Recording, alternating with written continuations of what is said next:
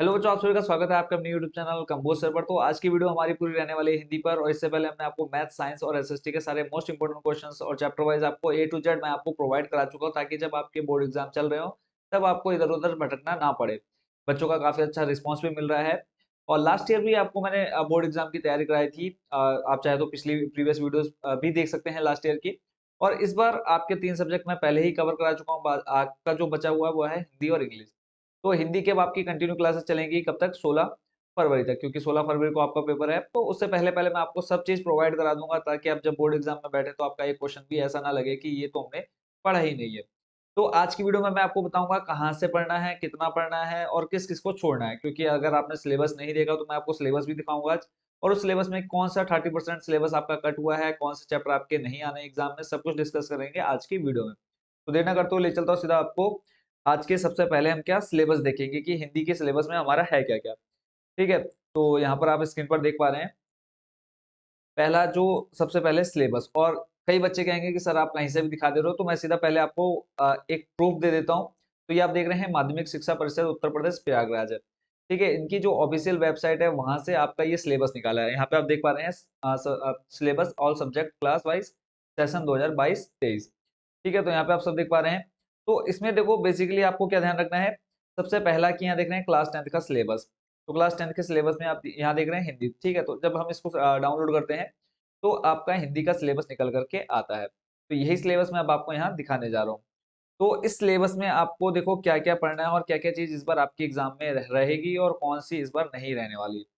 ठीक है, तो उससे पहले एक चीज स्टार्ट कर लेता हूँ जो कि इसमें एक तो देखो बेसिकली जो आपको सिलेबस कवर करना है। ठीक है, और उसके बाद सैंपल पेपर को भी आपने अच्छे से प्रिपेयर कर लेना है। ठीक है, अगर आप ये 2-3 चीजें कवर कर लेते हो तो आपको हिंदी में बिल्कुल भी डरने की जरूरत नहीं है। और देखो कई बच्चों की थिंकिंग यही होती है कि अरे यार हिंदी में तो पास हो जाएंगे, बट ऐसी थिंकिंग हमें नहीं रखनी है। क्योंकि हमें हिंदी में स्कोर कम से कम 80 प्लस करना ही है।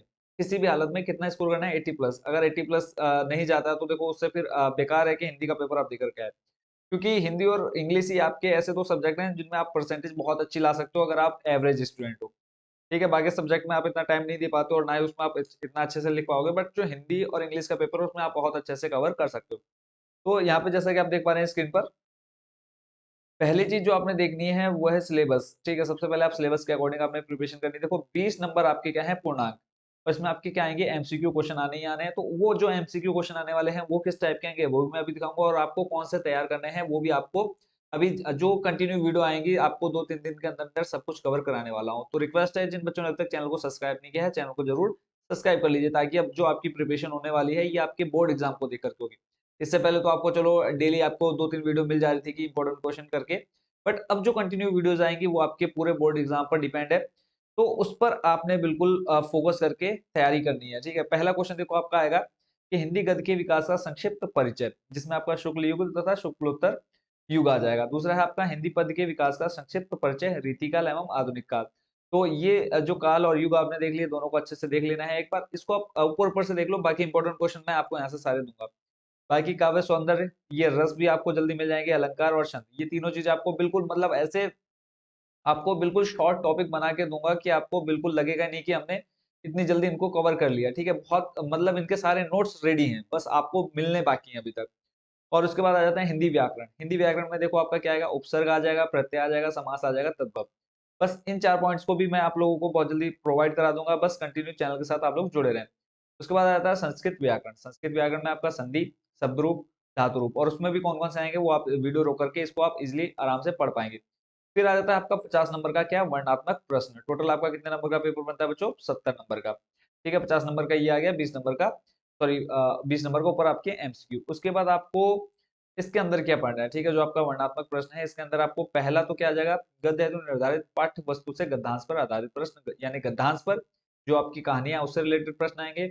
फिर उसके बाद आ जाता है पद्यांश। फिर उसके बाद आ जाता है संस्कृत गद्यांश, उसका हिंदी अनुवाद भी आपको करने के लिए आ सकता है। फिर है संस्कृत पद्यांश का संदर्भ सहित अनुवाद, ये आपने देख लेना है। फिर है खंड काव्य के कथानक, चरित्र चित्रण एवं तथ्य आधारित प्रश्न, ये आपको देख लेना है। उसके बाद फिर कंटिन्यू आपको जीवन परिचय, विभिन्न जो लेखक होंगे, कवि होंगे, इनके जीवन परिचय को आपने अच्छे से देख लेना है। ठीक है, अभी आप आपको पूरा नहीं देखना है। बस आज की वीडियो आपका ये है कि आपको क्या क्या तैयार करना है इसके बारे में है, बाकी क्या आपको पढ़ना है वो मैं आपको दूंगा। किस कवि का जीवन परिचय पढ़ना है, किस लेखक का जीवन परिचय पढ़ना है, फिर अगर आपको अलंकार दे रहा हूँ तो अलंकार में आपको क्या पढ़ना है, धातु रूप में क्या पढ़ना है, सब आपको जल्दी मिल जाएगा।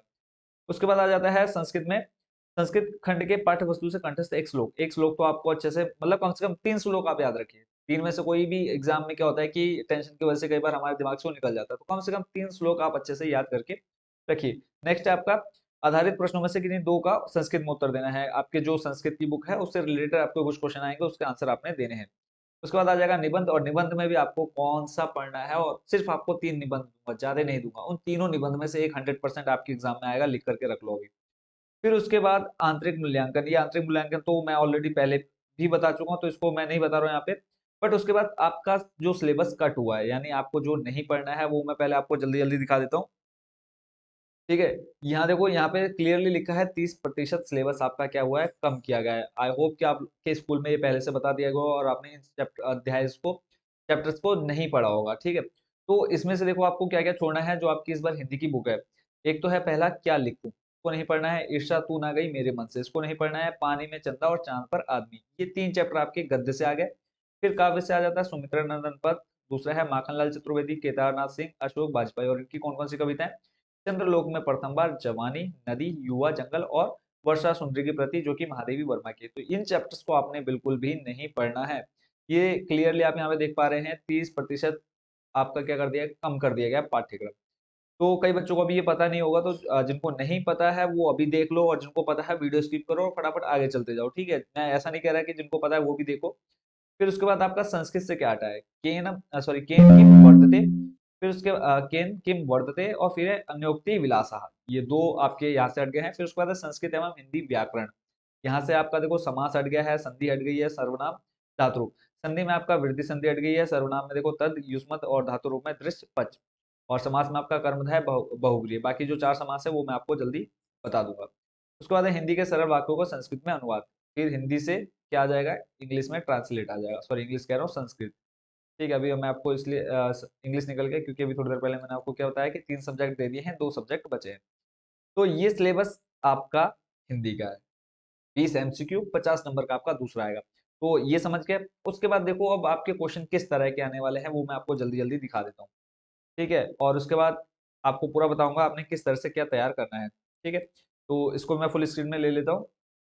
ये आपका मॉडल पेपर है, जो कि आपके बोर्ड के द्वारा अभी कुछ दिन पहले, और ये मैं ऑलरेडी अपलोड कर चुका था काफ़ी टाइम पहले ही, तो जिन्होंने नहीं देखा वहाँ पर जाकर के आप पूरा डिटेल्स में देख सकते हैं। बाकी अब पीछे जाने की ज़रूरत नहीं है, अभी जो दे रहा हूँ सिर्फ़ आप वो देखो। यहाँ पे आप देख रहे हैं सत्र 2022-23 कक्षा 10 विषय हिंदी खंड आ, 3 घंटे 15 मिनट का आपका पेपर रहने वाला है, टोटल 17 मिनट का पेपर रहेगा।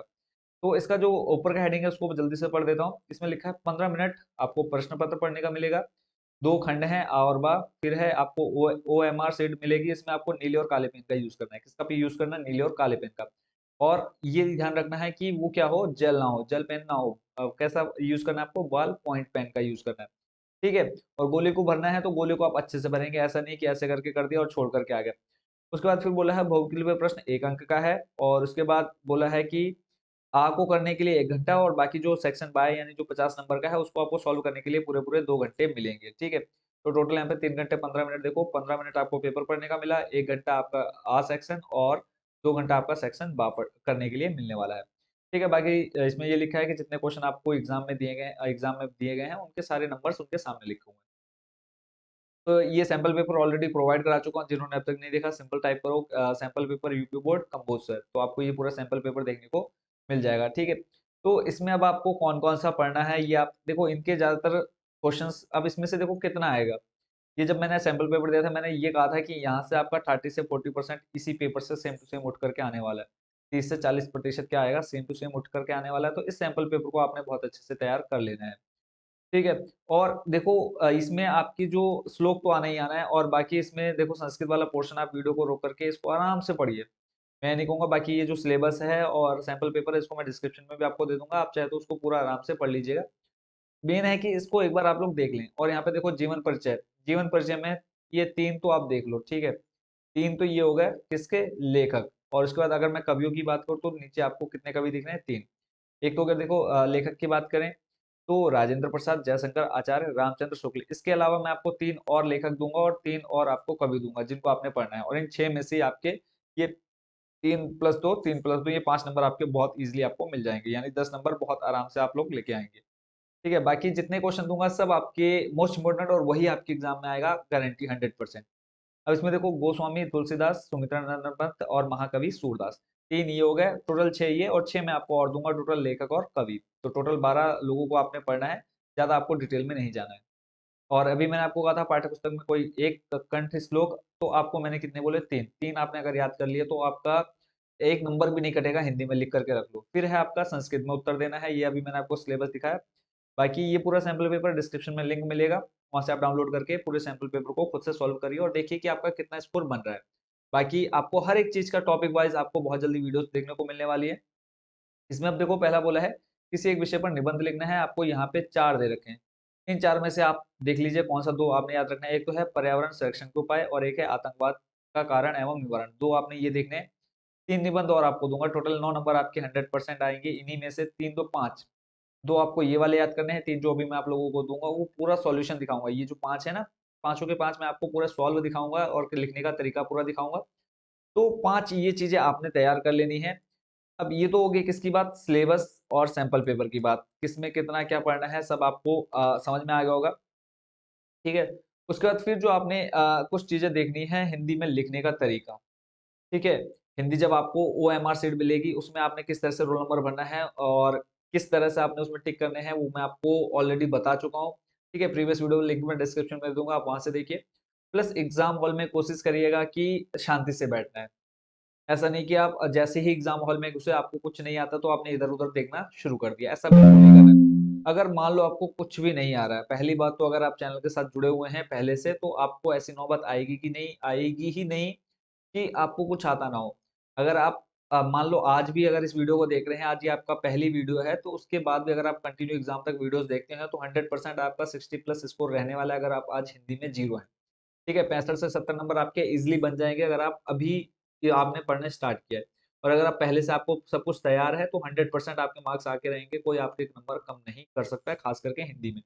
तो इसमें देखो पहला काम कि आपने चलो तैयारी कर ली और एग्ज़ाम हॉल में पहुँचने का देखो ईज़िली है कि आप बस ज़्यादा टेंशन फ्री और बिल्कुल भी आपने अपने माइंड को डिस्टर्ब नहीं रखना है। ठीक है, 16 फरवरी को तो आपने बिल्कुल सुबह कोशिश करेंगे कि कुछ जो आपके वो रहेंगे, कवि और लेखक रहेंगे, इनका जीवन परिचय एक बार ज़रूर रिवाइज़ कर लेना। बट कोशिश करना है कि 15 फरवरी को रात को आप लोग बिल्कुल टेंशन फ्री होकर के सोएँ और ज़्यादा देर तक बिल्कुल 15 फरवरी को नहीं पढ़ना है। अगर 15 फरवरी को आप ज़्यादा लोड माइंड पर दोगे तो अगले दिन क्रैश होना है आपका माइंड 100%। तो माइंड को क्रैश नहीं होने देना है। 16 फरवरी को कोशिश करेंगे कि हम 15 फरवरी के शाम 5 से 6 बजे तक जो भी हमारा हमने पढ़ा है, ठीक है, कुछ नया नहीं उखाड़ना है उस दिन। ये नहीं कि हम मतलब उसी रात को पढ़ रहे हैं और अगले दिन जाकर के पेपर दे रहे हैं। उस रात को कुछ नया मत उखेड़ना। बस कोशिश करना जितना पढ़ लिया हमने उनको एक बार अच्छे से रिवाइज़ कर ले। 6 से 7 बज सकते हैं बट ज़्यादा लेट नहीं, ठीक है? ज़्यादा से ज़्यादा आप 8, लास्ट टाइम क्या है 8, उससे लेट नहीं जाना है। अगर उससे लेट जाएँगे तो फिर अगले दिन आपका माइंड बिल्कुल भी काम नहीं करने वाला है। प्लस अगले दिन जब आप एग्ज़ाम हॉल में जाएँगे तो कोशिश करेंगे कि आधा घंटा पहले पहुँच जाएँ। अगर आपको जैसे टाइमिंग 10 बजे की है, साढ़े 9 बजे की, तो कोशिश करेंगे आप आधा घंटा पहले पहुँच जाएँ। इससे क्या होता है, एक जो अलग से माइंड पर प्रेशर रहता है कि जल्दी पहुँचना है या लेट हो गए, तो वो चीज़ आपके माइंड पर प्रेशर बिल्कुल भी नहीं रहना चाहिए, क्योंकि सबसे बड़ा आपका जो पेपर खराब होने का कारण है वो है एग्ज़ाम हॉल में आपका लेट पहुँचना। मान लो आपका एग्ज़ाम स्टार्ट हो चुका है, आप दौड़ते-दौड़ते जा रहे हो, आपको हार्ट बीट जो है वो बढ़ चुकी है और उसके बाद फिर अपने माइंड को थोड़ा बिल्कुल कंट्रोल में लाने में आपको बहुत टाइम आपका वेस्ट हो जाएगा। तो ये चीज़ें आपने ध्यान रखनी है। फिर उसके बाद जैसे ही आप एग्ज़ाम हॉल में जाएँगे, अपना तसल्ली पूर्वक पहले जो चीज़ आपको वहाँ अगर कोई जैसे आपका टीचर है वो आपको बता रहे हैं, तो पहले उनको आप अच्छे ध्यान से सुनें और कोशिश करें कि आप जो भी आपके एग्ज़ामिनर हैं, एग्ज़ाम हॉल में जो भी आपके जिनकी ड्यूटी लगी है, उनसे आपने बिल्कुल भी उलझना नहीं है, चाहे वो कोई भी बात हो। ठीक है? तो कोशिश करना है कि आपने एग्ज़ाम को जब भी आप जैसे एग्ज़ाम हॉल में गए, तो टीचर से आपने बिल्कुल अच्छे से व्यवहार करना है और अच्छे से उनको विश भी करें, गुड मॉर्निंग वगैरह सब अच्छे से विश करें, ताकि जो एक आपकी पहचान है उसके सामने वो थोड़ी अच्छी बन जाए। ऐसा तो नहीं है कि हमने वहाँ कंटिन्यू कई दिनों तक रहना है, बट एग्ज़ाम हॉल तक देखो, एक जो टीचर होता है, वो फर्स्ट मतलब पहली नज़र में वो बच्चों को जान जाता है कि हाँ, ये किस तरह का बच्चा है ना? कई बार हम जब मतलब हम लोग भी जाते हैं एग्ज़ाम लेने के लिए, तो हमने भी कई बार ऐसा ही हमारे साथ भी हुआ है कि कई बच्चे होते हैं कि बिल्कुल शांत स्वभाव के, तो हमारा खुद से मन करता है कि हाँ, अगर इसको कुछ नहीं आता तो हम इसको थोड़ा बहुत हिंट वगैरह दे सकते हैं। तो आपने भी कोशिश करनी है कि जो आपके एग्जाम हॉल में टीचर हैं उनसे आपने बिल्कुल भी उलझना नहीं है। कोशिश करेंगे कि उनसे आप अच्छा बर्ताव करें। और हाँ, जब एग्जाम हॉल में देखो आपका ऐसा नहीं है कि जैसे एग्जाम स्टार्ट हो आपने टीचर से पूछना शुरू कर दिया कि मैडम ये बता दो या इसका मुझे ये, या सर मुझे ये चीज़ समझ में नहीं आ रही। ऐसा बिल्कुल नहीं करना है। कोशिश करेंगे कम से कम आधा घंटा बीत जाने दो। जो आपको आता है पहले आप उसको निपटा लो, और उसके बाद अगर आपको कुछ भी समझ में नहीं आ रहा है तब आप टीचर से आप हेल्प ले सकते हो। टीचर्स 100% आपकी हेल्प करेंगे अगर आपने उनको बिल्कुल भी परेशान नहीं किया है। और ऐसा नहीं कि टीचर से आपने एक क्वेश्चन पूछा उसके तुरंत 2-3 मिनट बाद आपने फिर दूसरा अगला क्वेश्चन उनके सामने फेंक दिया कि इसका आंसर भी बता दो। ऐसा बिल्कुल नहीं करना है। कोशिश करेंगे कि उन क्वेश्चंस के बारे में पूछिए जिनके बारे में आपको बिल्कुल नॉलेज नहीं है, या जो उसके बारे में आप बिल्कुल भी लिख नहीं सकते हैं। अगर आप इतना काम करेंगे तो आपका एग्ज़ाम बहुत अच्छा आ जाएगा। और बाकी रही बात नकल मारने की, लोगों की थिंकिंग होती है कि भैया मेरे सामने वाला अगर पढ़ने वाला अच्छा है, तो मैं उसी को परेशान करूँगा, बार-बार उसको पेन, पेंसिल मारूँगा, रबड़ मारूँगा कि भाई इसका आंसर बता दे, इसका आंसर बता दे, ये काम बिल्कुल नहीं करना है। ठीक है, अगर वो आपका जानने वाला है, तो भी वो नहीं बताएगा। एग्ज़ाम में 100% यही चीज़ थिंकिंग रहती है कि अगर मेरे को आता है तो मैं इसको क्यों बताऊँ? तो बाकी देखो आपके जो 20 नंबर के एमसीक्यू क्वेश्चन्स हैं, इनको आपने कैसे तैयार करना है? तो मान लो आपको 20 में से 5 क्वेश्चन आते हैं, 7 क्वेश्चन आते हैं और आपके दोस्त को भी वही मतलब सेम टू सेम नहीं, उसके अलावा 5-7 क्वेश्चन आते हैं। तो अगर आप ईमानदारी से उसको बताएँगे, तो वो भी आपको ईमानदारी से बताएगा। अगर आप उसको चला के दिखाएँगे, वो सामने वाला भी आपको चला के दिखाएगा। तो अगर आपकी बॉन्डिंग अच्छी रहती है आपके दोस्त के साथ एग्ज़ाम हॉल में, तो आपका जो एमसीक्यू वाले 20 नंबर है, वो आपके बहुत अच्छे और ईज़िली आप उनको गेन कर सकते हैं। ठीक है? तो कोशिश करेंगे कि अगर एमसीक्यू नहीं आता तो आप पूछ सकते हैं, उसमें कोई आपको इतनी प्रॉब्लम नहीं होनी चाहिए। और एमसीक्यू तो आप ईज़िली आप पूछ सकते हैं और इतने इंटेलिजेंट तो हैं ही आप, अगर आपको नहीं आते तब। बट बाकी जो आपने बना कर के रखना है, वो किसके साथ बना कर के रखना है? अपने एग्ज़ाम हॉल में जो टीचर हैं उनसे।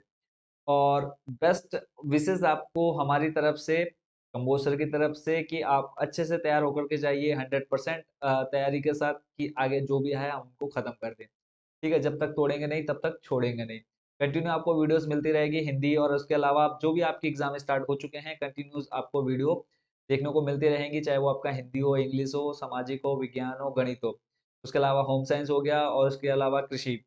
ठीक है? ये सारे सब्जेक्ट और संस्कृत। ये सारे सब्जेक्ट पिछले साल भी मैंने आप लोगों को सब तैयार कराया था। अगर आपको विश्वास नहीं हो रहा है कि सर ऐसे बोल रहे हैं, तो पिछले साल की कोई भी वीडियो आप उठा कर के देख लीजिए।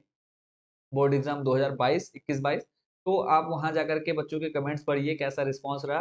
मतलब बच्चे कि एग्ज़ाम छूटने से पहले ही मतलब कैसे पता नहीं उनके कमेंट्स आ जाते हैं कि सर आपने जो बताया वो एग्ज़ाम में देखने को मिला।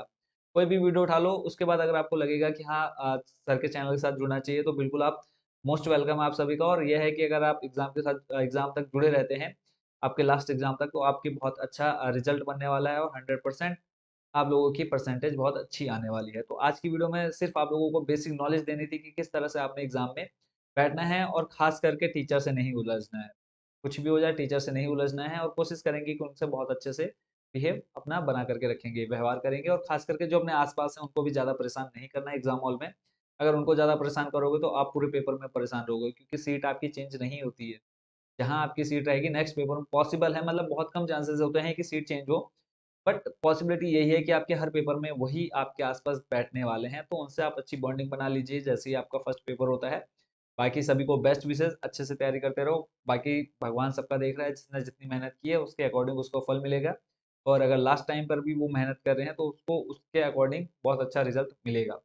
तो अगेन आप सभी को बहुत-बहुत शुभकामनाएँ आपके बोर्ड पेपर्स की। मिलते हैं नेक्स्ट वीडियो में, और वीडियोज़ देखना ना भूलिएगा, और जिन बच्चों ने अब तक चैनल को सब्सक्राइब नहीं किया है, तो चैनल को ज़रूर सब्सक्राइब कर लीजिएगा। इस वीडियो को देखने के लिए बहुत-बहुत धन्यवाद, और कोशिश करिएगा कि अपने दोस्तों में भी इस वीडियो को शेयर करें, ताकि वो भी थोड़ा-सा रिलैक्स फ़ील करें। हिंदी की टेंशन आप छोड़ दो, हिंदी के आप सारे सब्जेक्ट की टेंशन छोड़ दो, सब अब मुझ पर छोड़ दो। ठीक है? टेंशन मैं लूँगा, सिर्फ़ आपने तैयारी करनी है। मिलते हैं नेक्स्ट वीडियो में। Thank you so much watching for this video.